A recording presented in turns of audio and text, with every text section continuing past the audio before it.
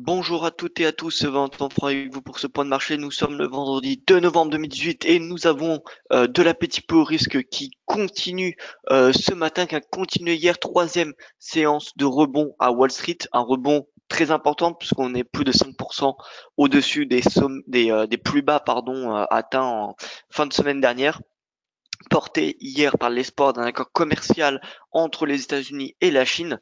Et je vous rappelle que le catalyseur du jour sera bien évidemment les chiffres de l'emploi américain, dont le fameux NFP.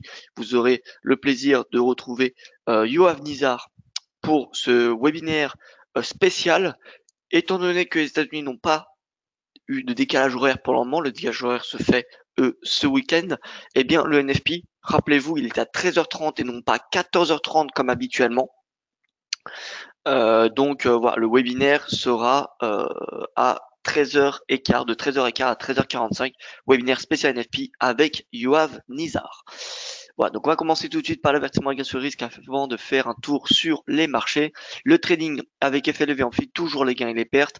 Un compte risque limité prend un risque de perte du capital investi. L'investissement sur compte titre prend un risque de perte en capital. IG fournit exclusivement un service d'exécution d'ordre. Cette présentation est à titre indicatif et ne saurait être considérée comme un conseil ou une recommandation. Alors, on passe tout de suite au briefing d'actualité. Concernant la guerre commerciale, donc on a Donald Trump qui a dit jeudi avoir une très bonne conversation au téléphone avec Xi Jinping sur le sujet épineux du commerce. Et selon le quotidien SCMP, les deux dirigeants dîneraient ensemble au lendemain du G20 le 1er décembre. Concernant le Brexit, Michel Barnier a démenti jeudi la conclusion d'un accord sur le service financier visant à maintenir l'accès britannique au marché européen après le Brexit, ce qui était annoncé quelques heures plus tôt par le Times. Au niveau de l'Italie, nous avons une seule des 6 banques italiennes de taille moyenne qui a échoué au test de résistance de la BCE. Au niveau de la macro américaine, l'activité manufacturière a reculé plus que prévu en octobre à 57,7 contre 59,8. Et on a la Fed d'Atlanta qui a relevé sa prévision de croissance du T4 à 3%. Forte baisse du dollar hier, pas à cause de ces chiffres qui sont quand même bons, même si on a une petite baisse du PMI. Ça reste quand même très bon, 57,7. Baisse du dollar parce qu'on a eu cet apaisement finalement des tensions entre la Chine et les États-Unis. En tout cas, c'est ce que nous mène à croire cette annonce, comme quoi Donald Trump a eu une très bonne conversation avec Xi Jinping. Et, par conséquent, on a eu l'AUD qui a fait sa meilleure séance depuis, il me semble, mars 2017. Le NZD-USD a fait sa meilleure séance depuis juin 2016. Donc, vous voyez, c'est clairement la guerre commerciale qui soutient peut-être à hauteur de 70-80% le dollar. Parce que le dollar, hier, a fait une séance particulièrement négative. Au niveau d'Apple, on a eu des bénéfices et un chiffre d'affaires record pour le 4e trimestre d'affilée, meilleur exercice de son histoire grâce à la hausse du prix des iPhones et au succès de son Apple Store. Toutefois, les prévisions pour son trimestre en cours ont déçu les investisseurs, ce qui a provoqué une baisse d'Apple, de l'action Apple. Au niveau de la BOE, la Banque d'Angleterre a indiqué qu'elle pourrait relever les taux d'intérêt dans le cas d'un Brexit sans accord et elle a également indiqué qu'elle pourrait les baisser s'il y avait besoin. Et au niveau de l'Iran, donc je vous rappelle qu'on a les sanctions financières des Américains sur l'Iran, enfin sur les barils iraniens. Donc tout pays qui achèterait du pétrole iranien serait sanctionné. Voilà un petit peu l'idée. Donc il sera annoncé lundi 4 novembre. On a des informations de Bloomberg ce matin qui indiquent qu'il y aurait potentiellement 8 pays d'après une source gouvernementale, qu'il y aurait 8 pays qui seraient exclus de cette liste, dont la Chine, l'Inde, la Corée du Sud et le Japon. Il faut savoir que ces 4 pays, c'est 83% des exportations de pétrole iranien, iraniennes en 2016. Donc, en clair, c'est quasiment toutes les exportations. Donc, est-ce que on va réellement avoir ces 8 pays, enfin 8 pays, là j'en ai cité que 4, mais ces 8 pays qui vont être exclus des sanctions financières, ou est-ce qu'on va réellement avoir des sanctions financières pour tous les pays en cas d'importation de pétrole iranien? Bien, c'est la réponse que nous aurons lundi, puisque lundi, il y aura une annonce officielle à ce sujet.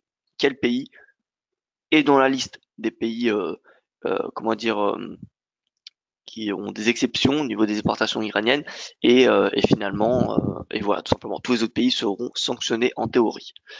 Donc, il faut savoir en fait quels pays ne seront pas sanctionnés. Et au niveau du calendrier économique, donc on va passer tout de suite, voilà, sur le calendrier. Le voici. Donc, on a l'indice PMI la construction à 10h30 au Royaume-Uni. Alors, si je devais mettre en faible, nous avons des PMI manufacturés de la zone euro, de l'Allemagne, de France et de l'Italie. 9h45, 9h50, 9h55, 10h. Viendra ensuite, dans l'après-midi, en même temps, les chiffres de l'emploi canadien et les chiffres de l'emploi américain. Les chiffres de l'emploi américain, vous savez, ce qui est le plus important, c'est le NFP. Le plus important, c'est le salaire horaire moyen, celui-ci. Ces deux-là, mensuel et annuel. Et enfin, le taux de chômage. Donc vous voyez, taux de chômage attendu à 3,7, salaire horaire moyen attendu en hausse de 0,2, soit moins que le précédent mois, ce qui reste quand même élevé, 0,2%. Ce qui donne un rythme annuel à 3,2. Et le NFP qui est attendu à 193 000 créations d'emplois. 193, c'est la moyenne sur 12 mois glissants, donc rien de surprenant. D'accord? C'est rien d'anormal. Voilà, donc quelques chiffres ce matin, mais le plus gros sera clairement à 13h30 heure française, chiffre de l'emploi canadien, chiffre de l'emploi américain. On va passer sur les indices, mais c'est surtout le Forex qui est très intéressant à court terme. Bon, les indices, ça rebondit, vous voyez, on a l'apaisement des tensions, oui, commerciales, même si elles sont toujours en place et ces tarifs douaniers. On a un certain apaisement depuis hier, et donc on a une poursuite du rebond. Vous voyez sur l'Eurostock 50, poursuite du rebond, je vous rappelle l'objectif, c'est d'acheter cette résistance sur tous les indices, dans un premier temps. C'est-à-dire que si le cours atteint cette résistance, il n'y a pas forcément besoin d'aller clôturer toute la position. Une partie, oui. Maintenant, tant que le cours ne se renverse pas, il n'y a pas de raison de clôturer toute sa position. Donc voilà. Eurostock 50, haussier, direction 3281, puis 3325 et potentiellement la moyenne mobile à 200 séances. Le CAC, même topo, on vient chercher les 5200, la résistance du 17 octobre, viendra ensuite la moyenne mobile à 200 séances vers les 5340. Et pareil pour le DAX, on dépasse ce plus bas et là on vient chercher les 11 851. Donc c'est clairement haussier pour les marchés actions européens ce matin.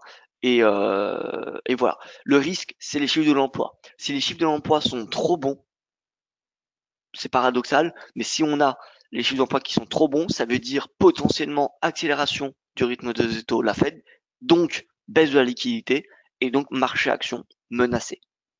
Voilà, donc chiffre de l'emploi bon, c'est bien. Trop bon, c'est pas bon pour les marchés actions.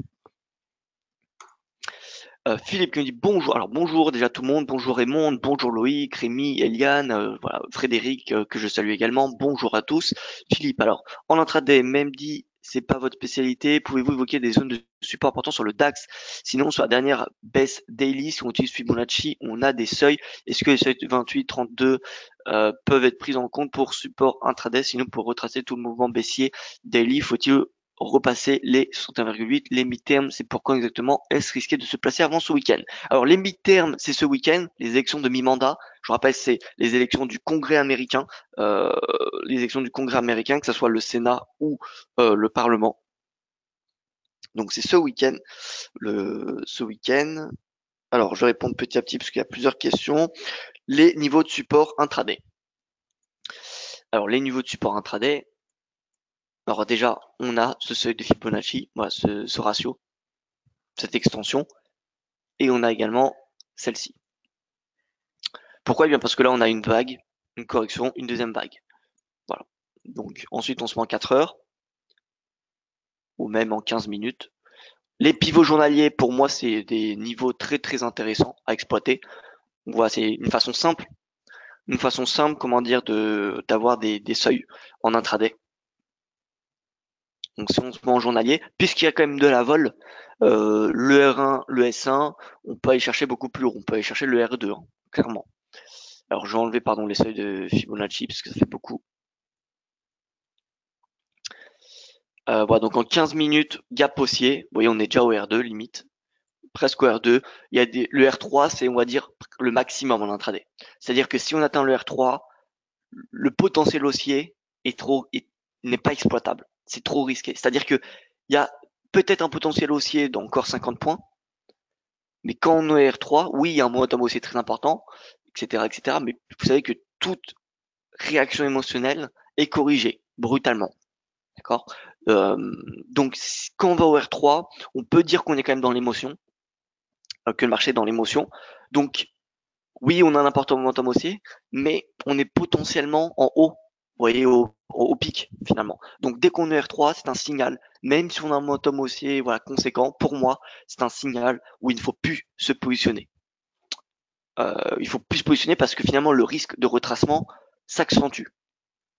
Donc on va mettre hier, regardez hier, on est cherché le R2, correction. La journée précédente, R1, on a dépassé un petit peu le R1, mais on est, mais, attendez, R1, R2, oui voilà, R1, et ensuite on a consolidé. Vous voyez, le R3, il est rarement atteint. Par contre, le S3 beaucoup plus, parce que vous savez, sur les marchés actions, les baisses se font de façon beaucoup plus volatile que les hausses. Les V-top, vous savez, les fameux top, les V où ça fait des spikes, ça existe, mais les V-bottom, c'est extrêmement rare. C'est-à-dire que euh, les figures de retracement,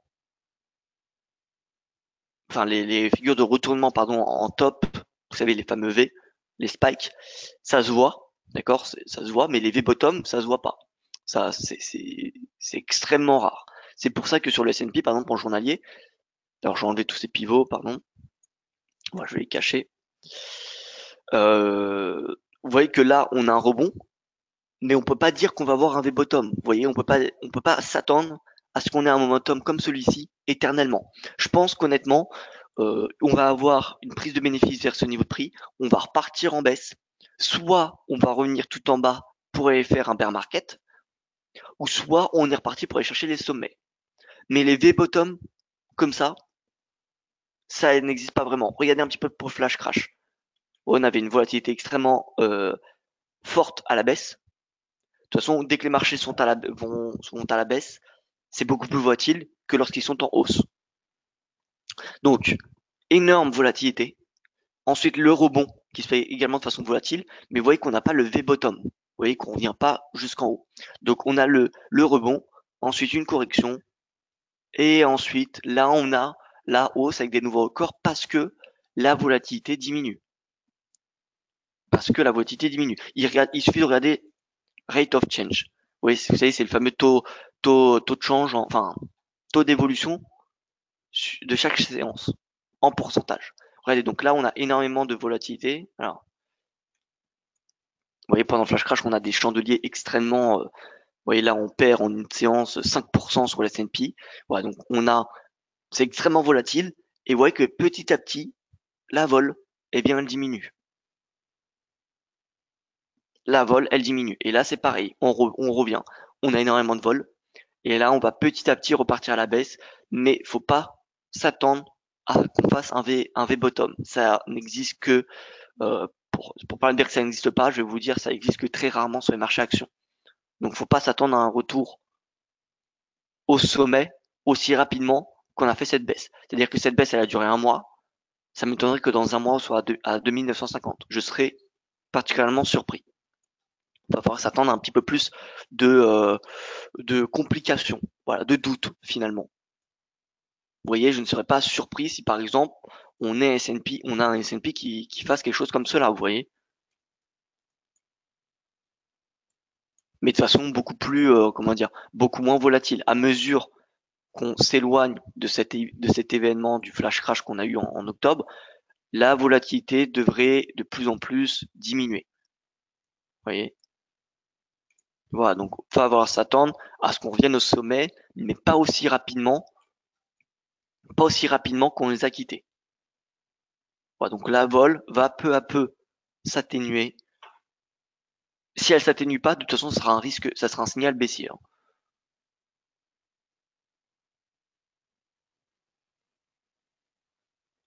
Alors les midterm US, les élections du mandat, c'est pas le 6 novembre. Alors j'ai un doute, là vous mettez le doute si c'est le 4 ou le 6.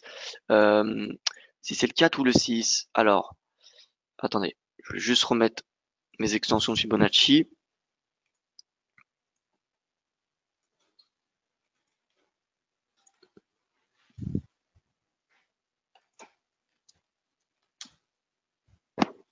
Élection mi-mandat.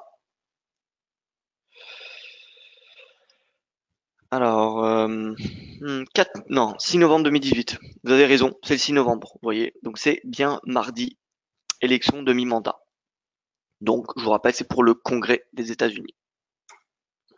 Voilà, donc séance positive qu'on attend sur les marchés, en tout cas jusqu'aux chiffres de l'emploi américain.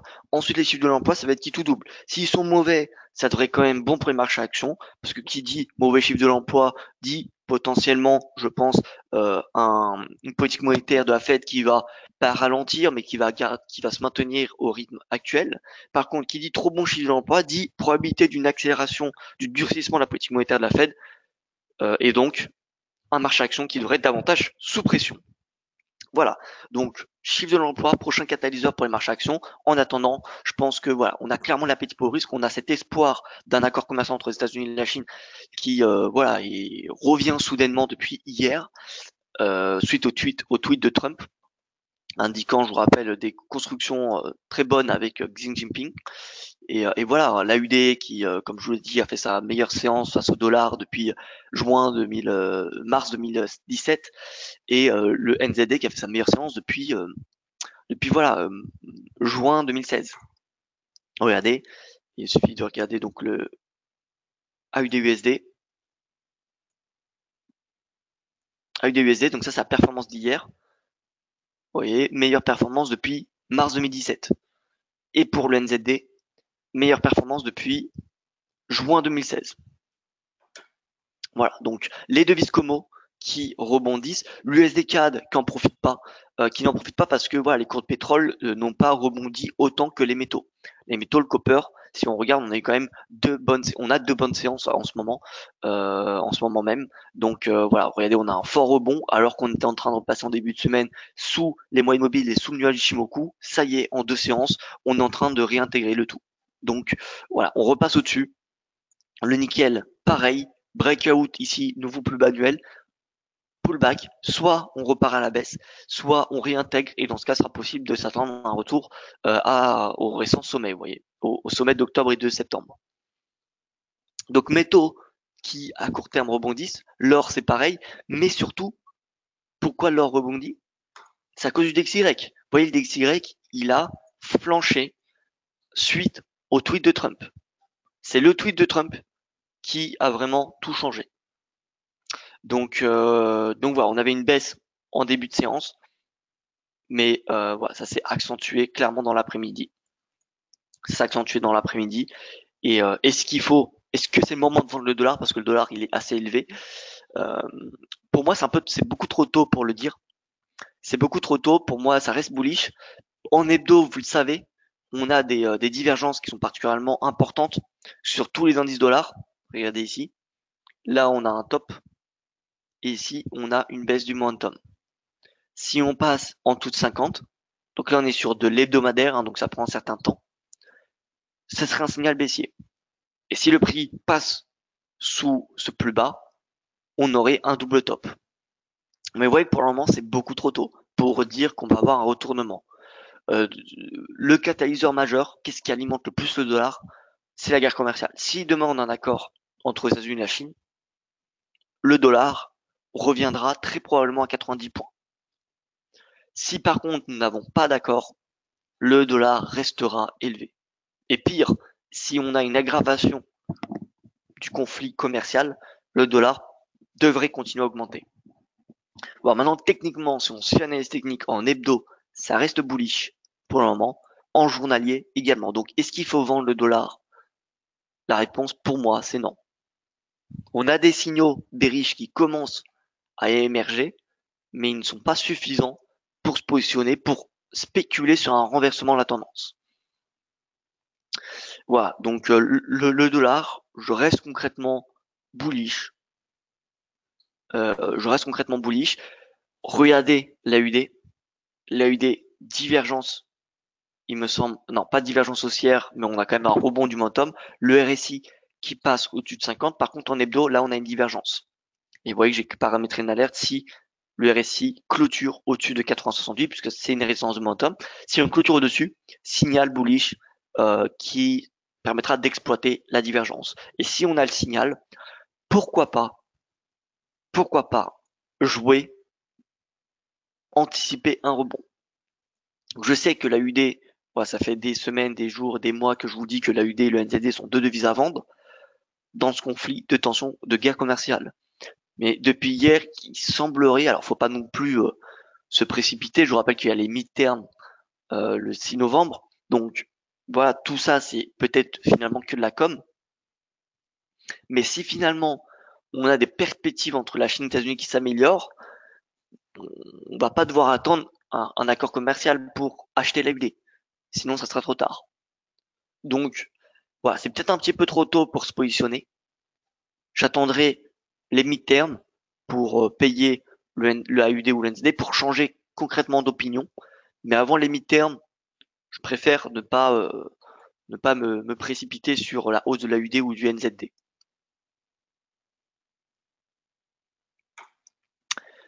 Donc voilà. En tout cas, si on a un rebond, on a une marge de hausse extrêmement importante. La première phase de repli, ça serait 75, 78, 18. 75, 78. Et vous voyez que c'est clairement cohérent avec ce qui se passe sur le SDCNH. L'AUD USD en baisse, l'USD-CNH en hausse, et là, on a le fameux chandelier en journalier. En journalier, en 2 jours, on retrace un mois de hausse. Si on passe en dessous, signal baissier, direction le nuage, puis 6,77. Donc tout se joue là sur le Forex et même au niveau des, euh, des marchés actions, je pense. Tout se joue au niveau de la guerre commerciale. Donc les prochains commentaires sur la guerre commerciale seront particulièrement importants pour les marchés financiers. Soit on a un apaisement, voire même un accord commercial qui est trouvé. Alors, c'est pas du jour au lendemain qu'on aura un accord commercial, mais euh, soit on a un apaisement des tensions, et dans ce cas-là, l'AUD, le NZD, le yuan, l'euro, toutes les devises concrètement seront bullish face au dollar. Soit on n'a pas d'accord, le dollar restera fort face au majeur. Et si on a une aggravation, le dollar sera encore plus fort. Voilà. C'est ça qu'il faut retenir finalement de la guerre commerciale. Tout va se jouer au niveau de la guerre commerciale. La Fed, concrètement, c'est pricé. On sait qu'il y aura 3 hausses des taux l'année prochaine. Le marché le sait. Ça a été confirmé lors des dot plots de septembre. Donc, voilà, c'est intégré quasiment dans les prix. C'est pas ça qui va permettre au dollar d'aller chercher les 100 points. Donc là, faut suivre l'analyse technique. En hebdo, je vous rappelle, on a une divergence. Et là, vous voyez que on est en train de passer sous 70. Si on passe sous 70, c'est quoi? On sort de la zone de survente et en plus, on casse ce support de momentum. Vous voyez, c'est 2 creux. Donc, ça serait un double signal baissier. Et concrètement, toute cette hausse serait donc remise en perspective. Je ne dis pas qu'on va retracer l'intégralité, mais un 38%, ça pourrait être possible. Si on a, bien évidemment, un apaisement des tensions. Voilà, donc techniquement, sur le weekly, ce soir, on pourrait avoir des signaux particulièrement importants sur la UD, puisqu'on le voit, on pourrait avoir une divergence qui serait utilisable. Sur l'USD-CNH, pareil, et le NZD-USD, pareil. Vous voyez, même signal. L'euro-dollar, il me semble c'est un peu moins convaincant. Vous voyez, l'euro-dollar, c'est pas très... voilà, pour le coup, il n'y a pas de signal d'achat en weekly, bien qu'on ait un rebond sur les plus bas. Oui, si le SNH baisse, si la UD et le NZD sont haussiers face au dollar, l'euro le sera également. Mais au lieu d'acheter l'euro, il faudra privilégier l'achat AUD ou le NZD. Donc voilà. L'or, pareil, hein, si le dollar est bear, eh bien l'or sera boule. L'or, vous voyez que en 2 séances, hop, retour au sommet, ce qu'on avait parlé hier. On en avait parlé dans mon webinaire, retour au sommet. Et voilà, donc c'est atteint plus rapidement que prévu parce que personne ne pouvait prévoir ce tweet de Trump. Mais voilà, retour au sommet. Et encore une fois, tant qu'on aura un apaisement des tensions, ça allégera. Enfin, les investisseurs vont vendre du dollar pour se repositionner plus rapidement sur les émergents, plus rapidement sur l'Asie, et donc le cours de l'or. Voilà, donc on a vu DXY avec, alors je ne sais pas pourquoi ça charge, donc on va se mettre sur TradingView rapidement. L'USD équipondéré, donc USD Index équipondéré, c'est une autre façon de calculer. C'est pas mieux que DXY, c'est une autre façon. Ça permet voilà, d'avoir des signaux qui convergent, de confirmer des signaux. On revient à la théorie de Dow. Dow, hein, qui, je vous rappelle, utilisait 2 indices, le Dow Jones Average Transport et le Dow Jones Average industriel. Il utilisait les deux pour avoir des signaux de confirmation. Eh bien, c'est pareil. L'USD Index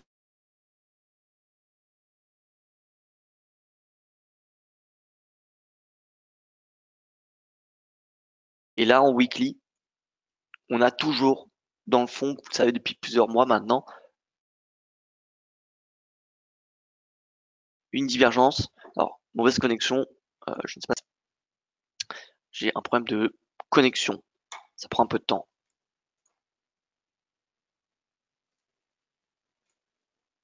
Voilà, donc en weekly, on a la div. Si on passe sous 50, signal baissier. Et là, en weekly, voilà. Weekly, dollar, index équipondéré, on a toujours la div. Et si on passe en dessous de support de momentum, vous voyez ici, signal baissier. Et le mieux, c'est si on a une sortie également de ce canal. Double signal bearish. Et là, concrètement, le dollar, ça pourra se shorter. Mais pour le moment, en ce vendredi 2 novembre au matin, oui, on a des belles baisses, mais est-ce qu'on a des signaux bearish qui pour le moment remettent clairement en cause les tendances haussières du dollar? La réponse pour moi, c'est non. C'est beaucoup trop tôt. Alors pour ceux qui veulent spéculer au plus tôt, pourquoi pas? Pour ceux qui veulent davantage de confirmation comme moi, c'est trop tôt. Il n'y a pas forcément de meilleures choses, d'accord? Il y en a qui peuvent rentrer à la vente dès maintenant. C'est pas forcément une mauvaise chose. C'est juste que je préfère davantage de confirmation. Et pour le moment, vous voyez, moi une confirmation que j'aime bien lorsqu'on a une divergence, c'est que le RSI casse le support ou la résistance de momentum. Donc là, le support 54-56. Si on le casse, signal baissier, je serai bearish sur le dollar. En attendant, je reste plutôt haussier. Ça ne veut pas dire qu'il faut payer le dollar ce matin. C'est pas parce que je suis haussier qu'il faut payer le dollar. C'est juste que j'ai une opinion qui est haussière. Regardez l'AUD, divergence haussière sur l'index équipondéré.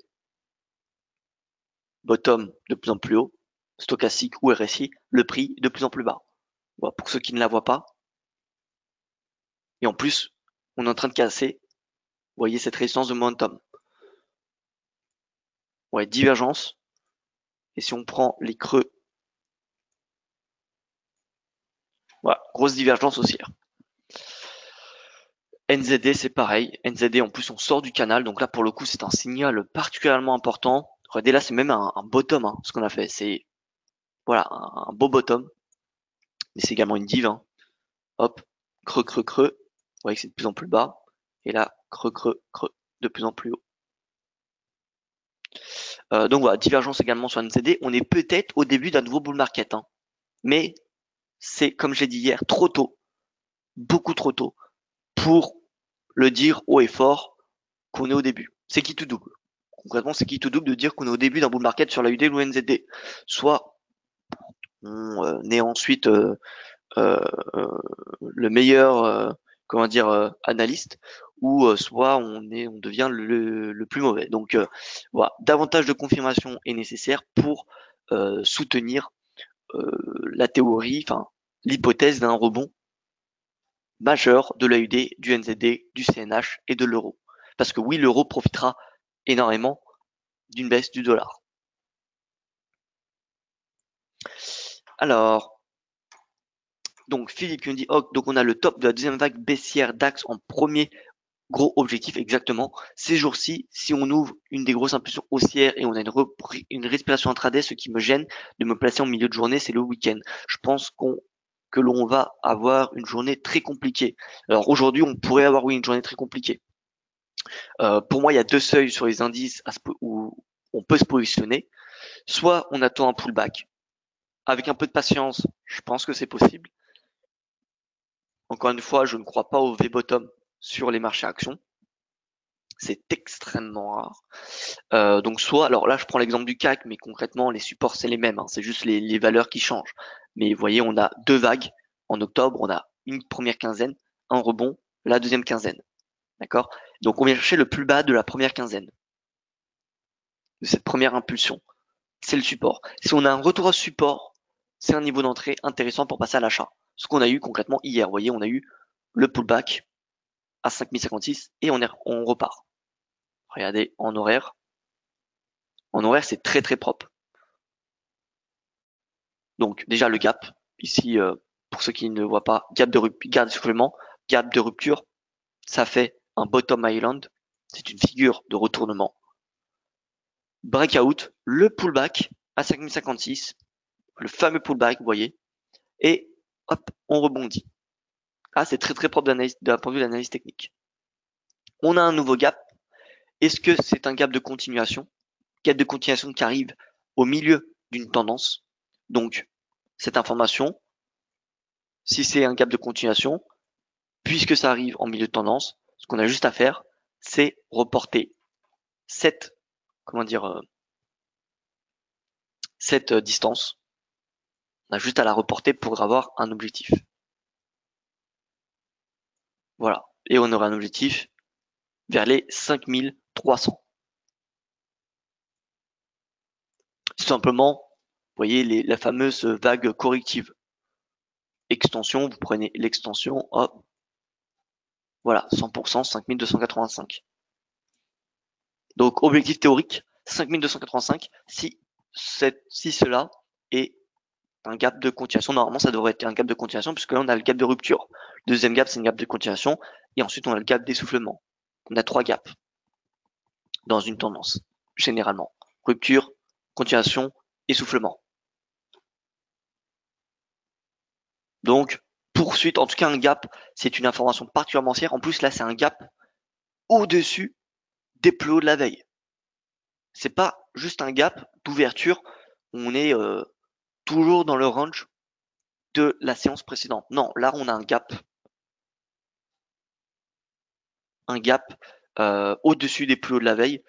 Et voilà, c'est vraiment bullish comme information. Et vous voyez finalement le premier signal, un des premiers signaux à surveiller pour le CAC, c'est quoi? C'est cette trendline. Voilà, on a deux trendlines. On a celle-ci et on a celle-là. Tant que ces deux trendlines tiennent, tant que ces deux obliques tiennent, il n'y a pas de raison d'être inquiet des marchés actions. DAX, pareil. Vous voyez, on a une trendline. Voilà. Elle n'est pas très propre, cette trendline. Je ne sais pas où j'avais trouvé. Ouais, CAC 40, ouais, c'est celle-ci. Ouais, cette trendline. Tant qu'on est au-dessus, et tant qu'on est au-dessus de 50, il n'y a rien à, on n'a pas de raison d'être inquiet.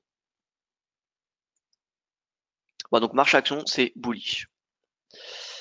Alors, que pensez-vous de l'euro UD? Eh bien, l'euro UD, hein, c'est baissier. Hein. L'AUD qui est particulièrement soutenu par justement cet apaisement des tensions. Donc l'euro UD, à court terme, c'est baissier. Et si demain, on a un accord commercial et qu'on a toujours les incertitudes sur le budget italien, ça sera extrêmement bearish. Maintenant, si on se fie à l'analyse technique, parce que c'est grâce à cela, on peut pas anticiper ce qui va se passer politiquement, donc par contre, on peut avoir des signaux de trading. tant qu'on reste sous cette oblique, on n'a pas de raison d'anticiper un renversement, un retour en tendance haussière. Voilà, tant qu'on reste en dessous, c'est baissier. Baissier, marché, action. Regardez ici, par exemple. Vous voyez, 1, 2, 3. On avait le signal de hausse à ce moment-là. Alors oui, on avait un rebond. On a loupé une partie de la tendance. Mais vous voyez, il faut mieux louper une partie du rebond et avoir plus de chances d'être ensuite dans le bon sens de la tendance plutôt que jouer simplement le premier rebond et dire qu'on a un renversement de la tendance. Vous voyez. Donc, moi, je préfère des signaux un peu plus de confirmation, comme vous l'avez pu le constater. Je préfère la confirmation, donc je préfère attendre un petit peu plus longtemps, quitte à rater un petit peu de mouvement au début. Au moins, voilà, j'ai des signaux qui me sont beaucoup plus fiables à mon goût. Donc l'euro UD, voilà, c'est correction. RSI sous oblique, tant que le RSI est sous oblique, il n'y a pas de question à se poser, c'est bearish. C'est bearish et on peut très bien, vous voyez, d'un point de vue technique, aller chercher cette oblique. Cette oblique, si je devais vous remettre en contexte, vous voyez, c'est le point bas de 2007, le point bas de juin 2018. Voilà, donc c'est possible qu'on a cherché cette oblique.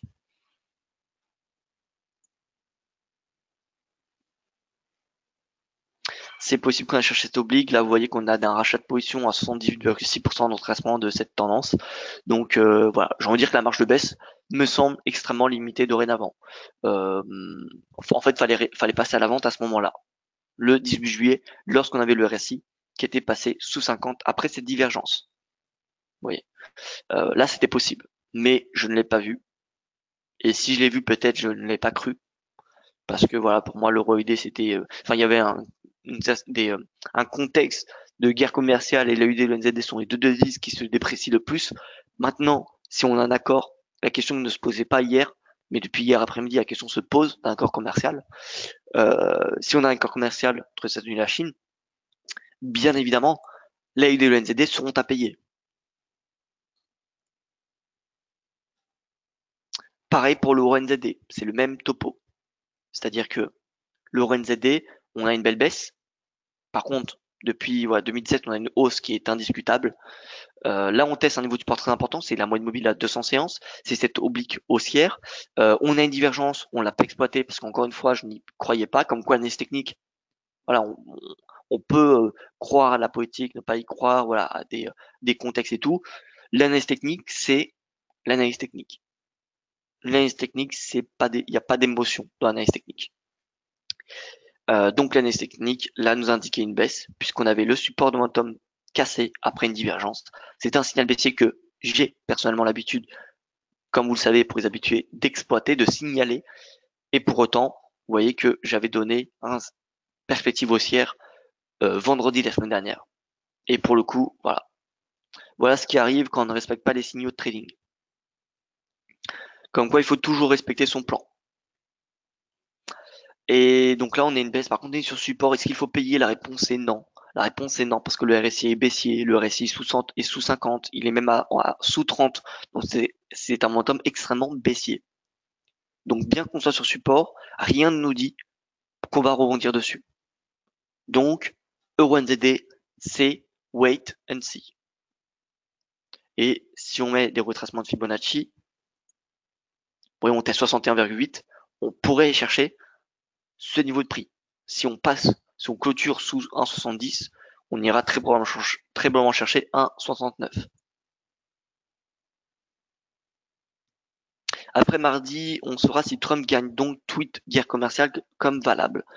Alors, si Trump gagne, donc tweet guerre commerciale valable, c'est-à-dire guerre commerciale valable. Faut pas trop, voilà, Trump, vous savez qu'il est quand même il est imprévisible. Il est imprévisible, donc hier, il a dit avoir des discussions très bonnes avec Xi Jinping. Cet après-midi, Trump pourrait très bien tweeter en disant que la Chine, on a un nouveau déficit commercial avec la Chine puisqu'on a la balance commerciale. Hein. On a la balance commerciale, il me semble, publiée aujourd'hui. Balance commerciale, vous voyez, 13h30. Donc on pourrait très bien avoir un nouveau tweet de Trump un peu après 13h30, disant que il faut régler ce déficit commercial avec les Chinois.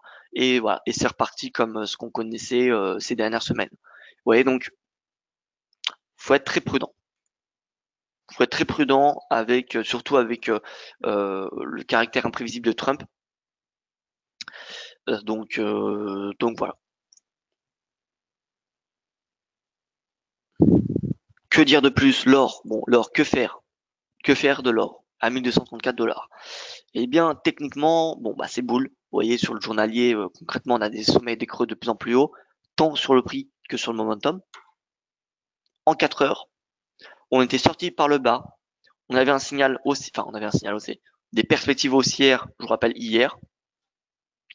On a eu un bon rebond. Perspective haussière jusqu'à 1238. On va, si on a le breakout, vous voyez, en 4 heures de ce seuil, on ira chercher les 1262. Et si on a un breakout journalier des 1238 $, ça sera un signal haussier, direction 1262 également. Donc là, on a une zone de résistance qui est importante. C'est celle-ci. Cette zone-là, c'est une zone.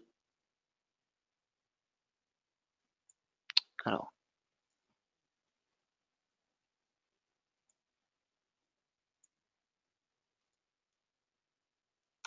voilà, cette zone, c'est une zone extrêmement importante à surveiller. Si on passe au-dessus, c'est un signal haussier. Et même si on passe au-dessus, vous voyez en intraday, vous voyez juste des mèches. Parce que si on a des mèches, c'est-à-dire que finalement, qu'il n'y avait pas eu assez de pression vendeuse pour stopper la pression acheteuse dans cette zone. Donc même si on a des mèches et qu'on conclut pas, ce sera quand même un signal haussier. Donc or, là, au niveau de prix actuel, il n'y a rien à faire, je pense. En intraday, je regarde en une heure, une micro-div qui est en train de se former. Et je vous rappelle, il y a le NFP. Le NFP, c'est qui tout double, hein. Soit l'or, il perd 5 $, soit il en prend 5. Hein.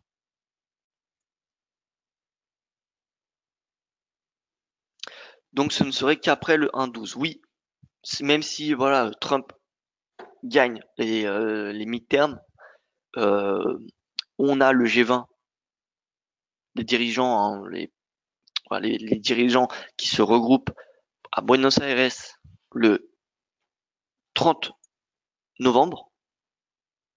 30 novembre, vous voyez. Le premier, on a un dîner entre Xi Jinping et Donald Trump. Donc, avant la fin du mois, ça sera que du bruit. Alors Didier qui me dit si je ne comprends pas, si je ne comprends bien, pardon, si je comprends bien, il n'y a pas de trade du jour, évidemment. Alors, des trades du jour, bon, les indices européens, c'est bull. Même les indices, voilà, les indices, c'est bullish. Hier, j'avais donné voilà, j'étais bullish sur les indices, on en avait parlé, bullish sur l'or. Aujourd'hui, honnêtement, alors je réfléchis, qu'est-ce qu'on peut avoir d'intéressant? Je vois pas ce qui pourrait être intéressant. Non, pas de trade du jour. En plus, on a un jour de NFP. Je pense que c'est bien mieux de rester observateur pour le moment. Voilà. Je pense que c'est plus certain. Maintenant, si vous avez des convictions, voilà, vous pouvez y aller, hein, mais moi, je vois un forex qui est un peu incertain. Je vois un dollar qui commence à se renverser, mais c'est pas suffisant pour en être certain. Donc voilà, je préfère rester pour le moment à l'écart. Vous voyez que l'euro-dollar s'est approché comme on avait dit parler hier. Hein. Pareil, hier on avait dit retour en haut du canal. Et bien vous voyez, retour en haut du canal, le NFP, soit on vient chercher un 15, soit un FP, enfin un FP, des chiffres blancs pas décevants, soit on revient à un 13, peut-être pas un 13, mais voilà, assez bas, si on a des chiffres d'emploi américains qui sont très bons. EURUSD vient de briser la MACD, vous en pensez quoi? Alors MACD, RSI, stochastique, bon, c'est à peu près, voilà, on a à peu près les mêmes signaux. Donc RSI, on a un signal d'achat puisqu'on est sorti par le haut de ce canal. En plus, on avait une divergence haussière. Donc voilà, concrètement, ça remet en perspective cette tendance, cette impulsion. Là, on retrace 38,2, 50% c'est le prochain seuil de résistance. Moi, en termes de prix, ce que je surveille encore une fois, c'est ce canal. Si on sort par le haut, si on sort par le haut de ce canal, on utilisera ces retracements et l'objectif sera un retour à 1,1550, voire même 1,16. Ce qui serait possible si on a un accord sur le budget italien, si on a un accord sur le Brexit, ou si on a un accord commercial entre les États-Unis et la Chine. Parce que c'est les trois facteurs qui alimentent le plus le dollar. Le budget italien, le Brexit et le ralentissement de l'économie chinoise. Pourquoi? Bon, le ralentissement de l'économie chinoise, vous savez. Pourquoi le budget italien et le Brexit soutiennent le dollar? Parce que les incertitudes en Europe invitent les investisseurs, enfin la réaction des investisseurs, c'est quoi? C'est vente de l'euro et achat du dollar. Parce que le dollar, c'est la devise de couverture. Donc achat du dollar. Et pour le Brexit, c'est pareil. Les investisseurs internationaux, je ne parle pas des Britanniques, je parle des investisseurs internationaux. Qu'est-ce qu'ils font dans ce contexte? On voit de toute façon les investissements sont à plat au Royaume-Uni. Eh bien, ils vendent du JBP. Si on a un Brexit, ils vendront du GBP et ils achèteront donc du dollar. Ils vont se couvrir sur du dollar, ils vont pas se couvrir sur de l'euro, vous voyez. Donc voilà, on a le GBP, on a le Brexit, le budget italien et cette guerre commerciale qui alimente le dollar. Si on a un des trois sujets ou même les trois, hein, mais si on a un des trois qui est résolu, le dollar, il revient, enfin il va perdre beaucoup. Le facteur qui soutient le plus le dollar, c'est bien évidemment la guerre commerciale. On l'a vu avec le DXY, vous voyez, guerre commerciale, hop, pardon, là c'est en 4 heures, en journalier, vous voyez, guerre commerciale, hop, on a progressé, on est monté. On est monté, ensuite là c'était le budget italien. Mais vous voyez, guerre commerciale, hop, on est monté très très très haut. Ensuite on a le budget italien. Donc voilà. Voilà concrètement ce qu'il faut surveiller. Comme vous dites qu'après le NFP, l'heure peut monter ou descendre de 5 USD, ça serait intéressant à exploiter en prenant comme base le chandelier de 5 minutes et ensuite de coller à cette direction avec un stop raisonnable. Oui, mais le problème d'un NFP, c'est que ça fait souvent cela. Regardez. Vous avez donc le cours avant le NFP et vous avez soit une hausse, puis une baisse, puis une nouvelle hausse. Donc, si vous rentrez à ce moment-là, vous mettez un stop ici, vous ferez souvent chasser puisque on a une correction. Ou parfois on a l'inverse. Vous voyez, on a une petite baisse, ensuite on a la hausse et une nouvelle baisse. Donc si vous rentrez à ce moment-là, que vous mettez un stop ici, vous vous faites stopper. Donc c'est ça le problème de NFP. C'est-à-dire c'est possible de le trader maintenant parce qu'il y a de plus en plus de liquidité sur les marchés. Donc il y a de moins en moins de slippage, surtout sur l'euro-dollar ou l'or qui sont deux actifs extrêmement liquides, peut-être les plus liquides. Donc voilà, on se fait de moins en moins slipper, donc ça c'est bien. Euh, Maintenant, voilà, faut avoir une stratégie de trading qui tient la route.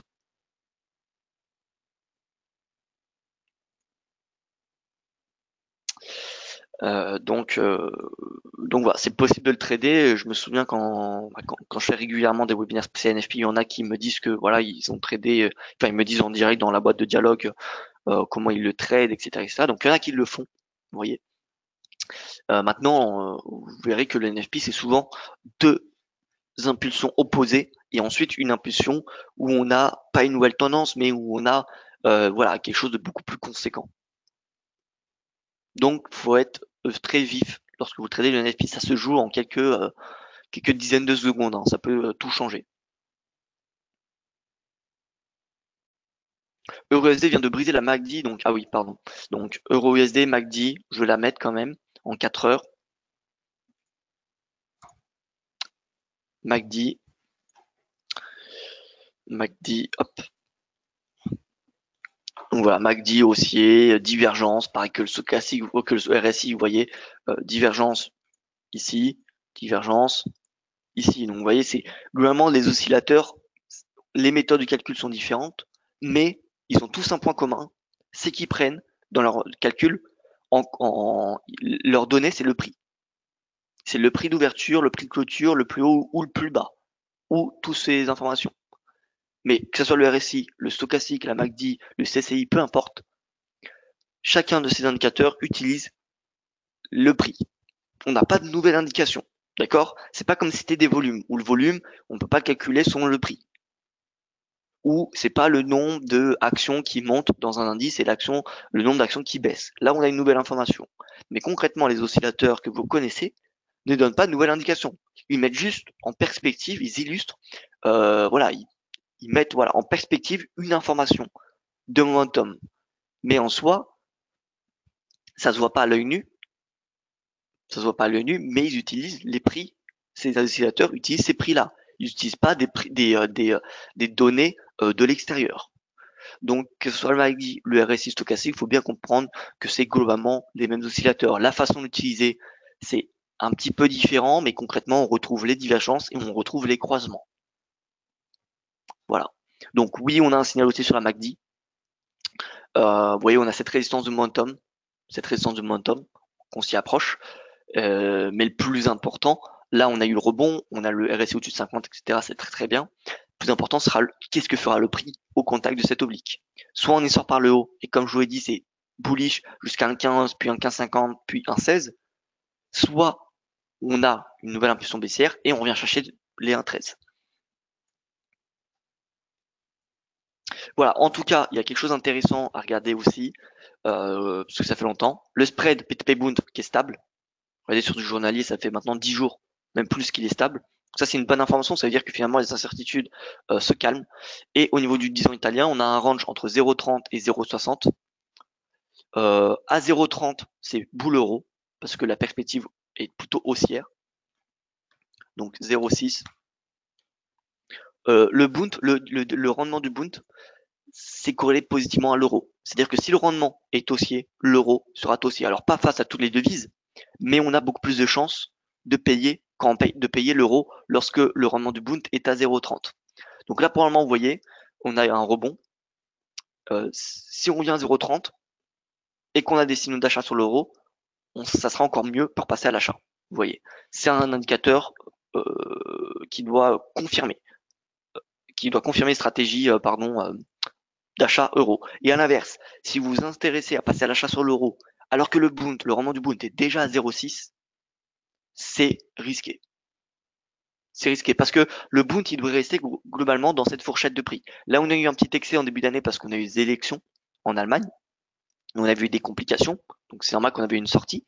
Mais vous voyez que ça fait quand même pas mal de temps qu'on est entre 0,30 et 0,6. Et à part si on a une accélération de la croissance, si on a des statistiques macroéconomiques en zone euro qui s'améliorent, mais vraiment grandement, dans ce cas-là, on pourrait sortir de 0,6, on pourrait passer au-dessus, mais tant qu'on a des chiffres moyens en zone euro, on restera entre 0,6 et 0,30.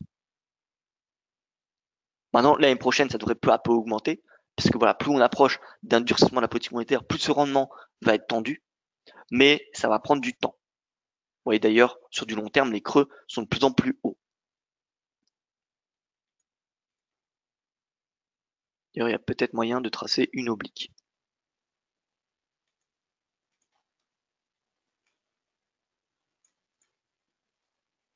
Voilà, donc 0,30, faut s'intéresser, faut aller chercher des paires en euros, voir s'il n'y a pas des paires intéressantes à payer.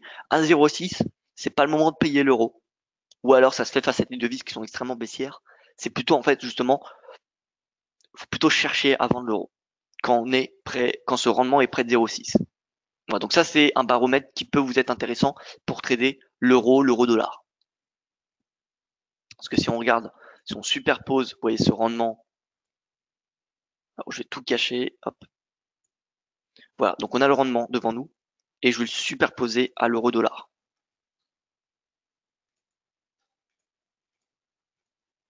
L'euro-dollar qui est en noir. Et donc dès que le Bund atteint 0,30, vous voyez, on peut avoir quelque chose d'assez intéressant. Là 0,30, bon là on a 0,30, vous voyez on a l'impulsion à 0,30. Donc le rebond, ici également, vous voyez, le rebond à 0,30. Et vous voyez, on a l'euro-dollar qui est haussier. Alors quand on est dans un contexte baissier de l'euro-dollar, c'est sûr que le retour à 0,30 ne va pas provoquer une hausse majeure. Par contre, vous voyez que dès qu'on a le retour à 0,6, alors qu'on est en baisse, eh bien la baisse se fait de façon extrêmement importante. Regardez ici.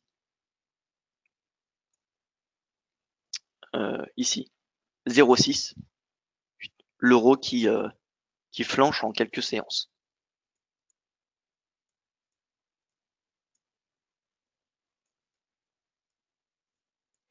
Voilà, donc on a deux bornes à surveiller. Près de 0,30, faut s'intéresser aux positions longues. Près de 0,6, faut s'intéresser aux positions vendeuses. Voilà. Et si on regarde au lieu de l'euro-dollar, je ne sais pas moi, on peut regarder peut-être l'euro GBP, à voir. L'euro GBP, donc, vous voyez, long, long, long, c'était cohérent. Et ici, baisse. C'était cohérent aussi. On a l'euro yen, peut-être. Ou même, non, l'euro CHF, c'est le mieux, je pense. Regardez. Hausse. Bon, là, on avait un rebond, on n'a pas eu. On avait eu un faux signal. Pareil ici, donc finalement, non, c'est pas la meilleure chose. L'euro CHF. L'euro yen, peut-être. L'euro yen, c'était assez bien. À part ce niveau-là, ce seuil. Vous voyez, vente, achat, achat. Bon, après, le Bund, c'est pas, ces bornes-là, faut pas utiliser que ces bornes-là pour trader les paires en euros, d'accord? Mais, faut l'utiliser comme un indicateur. Comme un indicateur comme le RSI, par exemple. Ok? Donc, si vous vous intéressez aux positions acheteuses, mais que ce rendement allemand est à 0,6, posez-vous deux fois la question si ça vaut vraiment le coup. Parce que c'est potentiellement plus risqué. La chance qu'on sort par le haut de ce rectangle du Bund est peu probable, à part si on a des incertitudes quand même importantes en Allemagne, politiquement, et si on a des mauvais et si on a des très bons chiffres macroéconomiques. Si on a des très bons chiffres macroéconomiques, il y a des chances qu'on sorte par le haut de 0,6. Mais tant qu'on a des chiffres moyens en zone euro, le Bund restera dans ce rectangle.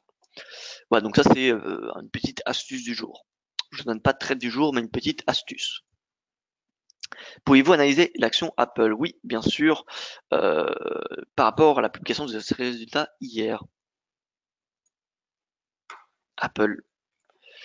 Apple, donc on a une importante baisse. Regardez. Alors que les résultats sont excellents, hein. Comme je vous l'ai dit au début du webinaire.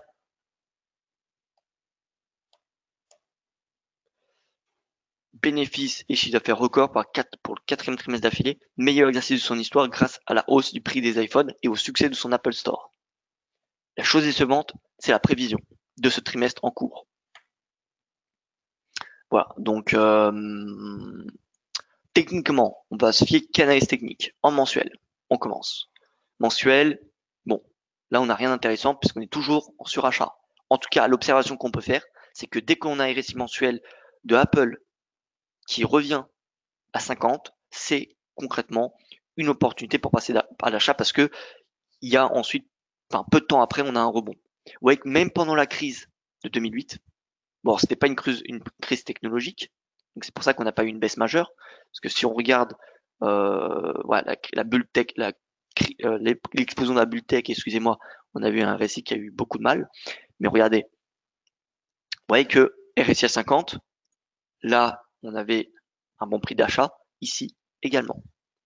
Donc, première chose, RSI, si on a un retour à 50, stratégie acheteuse intéressante pour du moyen, même long terme. En hebdo, bon là on avait une divergence. Ici on n'a rien. Je vois rien, il n'y en a pas de divergence baissière. On a une respiration du momentum. On a une pression vendeuse qui devient de plus en plus importante. Mais la pression bullish, la pression acheteuse reste davantage puisqu'on est à 54. Et en journalier, alors attendez, en weekly, je vais essayer de tracer une oblique. Ça c'est une oblique qui a que 2 points de contact mais à surveiller. Non, 3 points, regardez. 1, 2, 3 points de contact. À surveiller cette oblique. Et en journalier, on a une espèce de bottom sur le RSI. On n'a pas de divergence, mais on a un bottom. Vous voyez que finalement la pression vendeuse n'arrive pas à s'accentuer. Vous voyez qu'on a beaucoup d'acheteurs sur Apple, hein, parce que la zone de survente, elle n'est que très très rarement atteinte. Donc on a beaucoup d'acheteurs sur Apple. Et donc si on a un retour à 200 niveau de support, là on est déjà là, vous voyez, au nuage, Senkou Span B. Alors attendez, tac, ouais, c'est bon. On est à la Senkou Span B, donc support. Si on casse ce support, on y cherche 200. 200, c'est un seuil extrêmement important, surtout sur les actions. Donc si comment dire, on revient à 200, pourquoi pas passer à l'achat. Regardez, quand on est à 150. Je vous fais voir. 150 chiffres ronds. Breakout, bon là il était beaucoup moins conséquent le breakout, mais vous voyez, pullback, bull market. Si on se met à 100 cette fois-ci,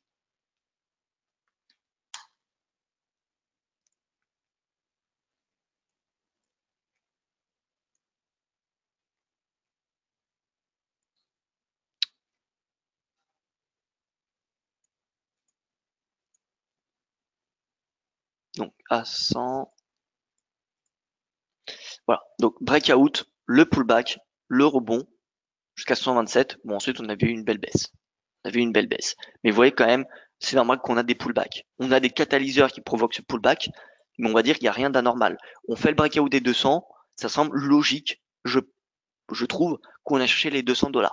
Donc avec un petit peu de patience, je pense que les 200 $ seront trouvés d'ici quelques temps. Exactement, donc merci pour votre analyse. Visiblement, le marché n'a pas apprécié hier l'information que maintenant Apple ne communiquera plus le nombre d'iPhone vendus, mais uniquement le chiffre d'affaires généré. Oui, c'est vrai. Et vous voyez que je vous avais dit hier que le marché ne pardonne rien. Surtout, enfin, sur les techs, ne pardonne rien.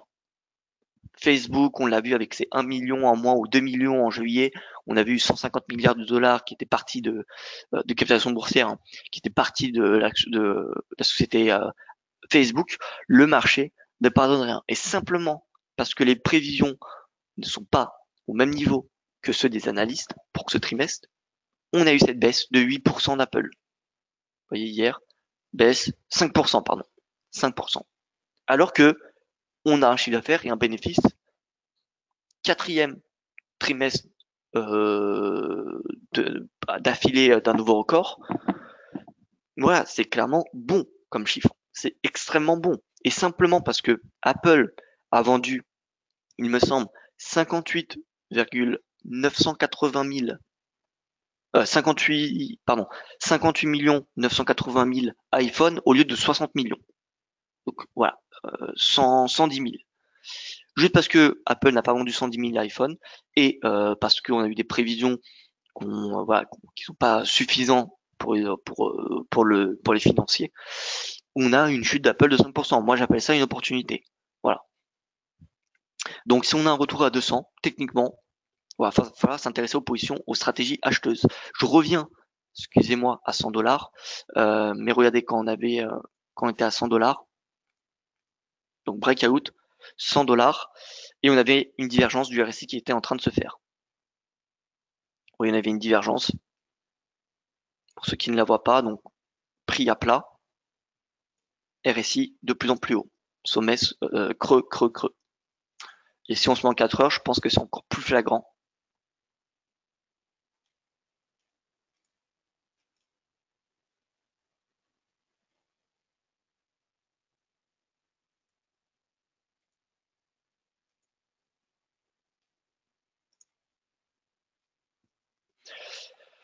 Alors en 4 heures, voilà, ça se voit peut-être un petit peu plus. Regardez, creux, creux, creux. Et là, les creux, creux, creux. Donc voilà, divergence. On avait la résistance de momentum à ce moment-là. Vous voyez. Et on avait le breakout ici. Donc ensuite, on avait eu un repli et c'était reparti. Donc voilà, c'est un petit peu le même scénario qu'on peut s'attendre à 200 $. C'est-à-dire un petit peu de consolidation vers 200. Ça va peut-être durer quelques séances, quelques semaines. Et ensuite, retour du bull market. En tout cas, tant qu'on reste au-dessus de la moyenne mobile de 200 séances, j'ai envie de dire qu'il n'y a pas vraiment de quoi s'inquiéter. Hein. Et oui, et en plus, on a le mécanisme de rachat d'actions. Donc, vous savez que Apple rachète 100 milliards, un programme d'achat d'actions de 100 milliards de dollars, ce qui est énorme. Et donc ça fait mécaniquement remonter le prix d'action. Voilà, donc de toute façon la tendance est notre amie. Les tendances sont haussières sur la plupart des techs. Et tant qu'elles sont haussières, c'est eux qui tiennent Wall Street. Hein. Tant qu'elles sont haussières, et surtout tant qu'Apple est haussier, voilà, il n'y a pas, je n'envisage pas de crack. Quand une entreprise rachète des actions, est-ce bon ou mauvais pour l'actionnaire?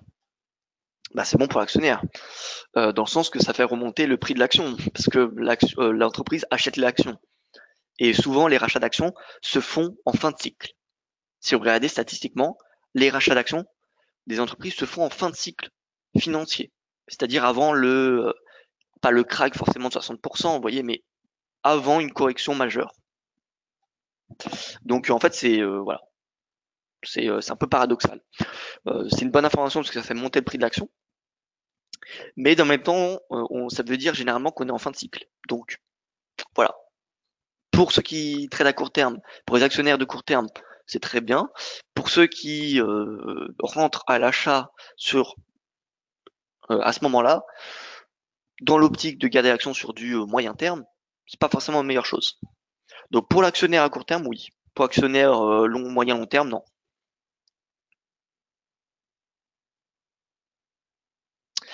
Et donc voilà. Écoutez, ça sera tout. Hein. On a fait un bon tour. Hein. On a passé 1h07 ensemble. Je pense qu'on a fait un record de durée. Donc voilà, en tout cas, ça s'est passé extrêmement vite.